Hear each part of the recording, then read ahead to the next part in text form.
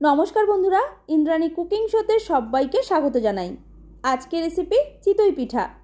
পিঠার ছাঁচ ছাড়াই আমি দুভাবে এই পিঠা বানানোর পদ্ধতি দেখিয়েছি, যেটা সহজ মনে হবে সেভাবে বানিয়ে নিতে পারেন।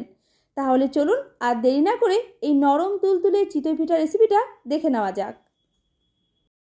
চিতই পিঠার রেসিপির উপকরণগুলো মাপার জন্য আজকে আমি মেজারিং কাপের ব্যবহার করছি না, বাড়িতে থাকা চায়ের কাপ দিয়েই মেপে নেব। একটা বাটির মধ্যে কাপটাকে বসিয়ে নিয়ে নিলাম আমি এখানে 1 কাপ সুজি, ওজন হচ্ছে 150 গ্রাম। সুজিটা গুঁড়ো করার জন্য বা পেস্ট করার জন্য বড় দেখে একটা মিক্সির জার নিয়েছি, তার মধ্যে এই পুরো সুজিটা ঢেলে নিলাম। সুজিটার মধ্যে জল দেব না, শুকনো অবস্থাতেই খুব ভালোভাবে গুঁড়ো করে নিচ্ছি। দেখুন বন্ধুরা, সুজিটা আমার গুঁড়ো করা হয়ে গেছে। এবারে আমি এর মধ্যে মিশিয়ে নিচ্ছি 2 টেবিল চামচ চালের গুঁড়ো। এটা আমার বাজার থেকে কিনে আনা আতপ চালের গুঁড়ো। সব কিছু একসাথে পেস্ট করার জন্য আমি এখানে দিচ্ছি 1 কাপ জল। যে কাপ মেপে 1 কাপ সুজি নিয়েছিলাম ওই কাপেরই 1 কাপ জল দিলাম। আপনি জলের বদলে দুধ দিয়েও একসাথে পেস্ট করতে পারেন। একটা চামচের সাহায্যে একটু ভালো করে মিশিয়ে নিচ্ছি। আর এই পিঠের জন্য ব্যাটারটা যে তৈরি করব সেটা কিন্তু খুব বেশি পাতলা বা খুব বেশি ঘন হবে না, মিডিয়াম ঘনত্বের হবে, তবেই পিঠেগুলো নরম তুলতুলে হবে। এবারে সব কিছু একসাথে খুব ভালোভাবে আরেকবার পেস্ট করে নিচ্ছি। মিশ্রণটা ঢালার জন্য বড় দেখে একটা বোল নিয়েছি। এরপর এর মধ্যে বেটে রাখা সুজিটাকে ঢেলে দিলাম। মিক্সির জারের মধ্যে একটু ব্যাটার লেগেছিল, তাই জারটাকে ধুয়ে অল্প করে জল দিচ্ছি।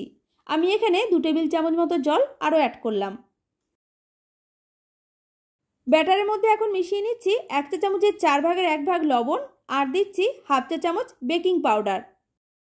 বেকিং পাউডার বেকিং সোডা দুটো কিন্তু একদমই আলাদা। আমি এর মধ্যে বেকিং পাউডার অ্যাড করেছি, যেটা কেকের মধ্যে ব্যবহার করা হয় কেকটাকে নরম স্পঞ্জি করার জন্য।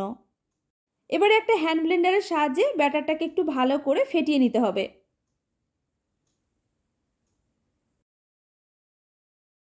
পিঠের ব্যাটার আমার ভালোভাবে ফেটানো হয়ে গেছে। একটু ঘনত্বটা দেখুন, ঠিক এই রকম হয়েছে। খুব বেশি পাতলাও না, খুব বেশি আবার ঘনও না। এবার এটাকে আমাদের ঢেকে রেস্টে রাখতে হবে 10 মিনিট, যাতে সুজিটা ফুলে ঠিকঠাকভাবে সেট হয়ে যায়।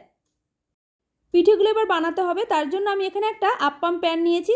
এর মধ্যে অল্প অল্প করে তেল দিয়ে তারপর একটা ব্রাশের সাহায্যে তেলটাকে খুব ভালোভাবে মাখিয়ে নিতে হবে, যাতে পিঠেগুলো হয়ে যাওয়ার পর খুব সহজেই উঠে যায়।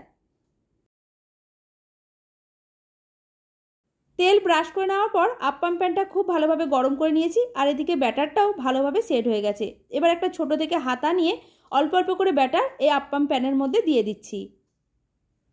আপ্পাম প্যানের প্রত্যেকটা খোপের মধ্যে ব্যাটার দেওয়া হয়ে গেছে। এই সময় গ্যাসের ফ্লেমটা মিডিয়াম টু লোতে রাখতে হবে।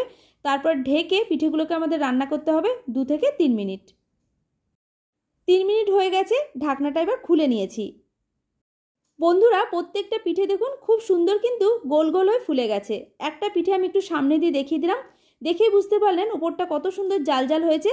প্রথম ব্যাচে যে কটা পিঠে দিয়েছিলাম সব কটা রেডি। এগুলোকে একটা প্লেটের মধ্যে তুলে নিচ্ছি। আরও একটা ব্যাচ পিঠে তৈরি করে দেখিয়ে দিচ্ছি। অল্প করে রিফাইন তেল খুব ভালোভাবে ব্রাশ করে নেওয়ার পর এর মধ্যে অল্প অল্প করে ব্যাটার দিয়ে দেব। তারপরে গ্যাসের ফ্লেমটা মিডিয়াম টু লোতে রেখে ঢেকে দিতে হবে 2 থেকে 3 মিনিট। 3 মিনিট পর ঢাকনাটা খুলে নিলাম। এই পিঠেগুলো আমাদের তৈরি হয়ে গেছে। আর এই পিঠেগুলো দেখুন আগের মতো বেশ সুন্দর ফুলে জালি জালিও হয়েছে। এগুলোকে এবার ওই একই প্লেটে তুলে নিচ্ছি। চিতই পিঠাগুলো প্রথমে আমি আপ্পাম প্যানে বানানো দেখিয়েছি, এবারে লোহার কড়াইতে তৈরি করব। কড়াইটা আগে থেকে ভালো করে গরম করে নিতে হবে। তার মধ্যে অল্প করে তেল দিয়ে একটা ব্রাশের সাহায্যে খুব ভালোভাবে ব্রাশ করে নিলাম। এরপর এর মধ্যে দিয়ে দিলাম 2 হাতা সুজির ব্যাটার। ফ্লেমটা এই সময় মিডিয়ামে রাখতে হবে। তারপরে ঢেকে পিঠেটাকে আমাদের রান্না করতে হবে 2 থেকে 3 মিনিট। কড়াইতে যে পিঠেটা দিয়েছিলাম সেটাও রেডি হয়ে গেছে, এটাকেও তুলে নেব।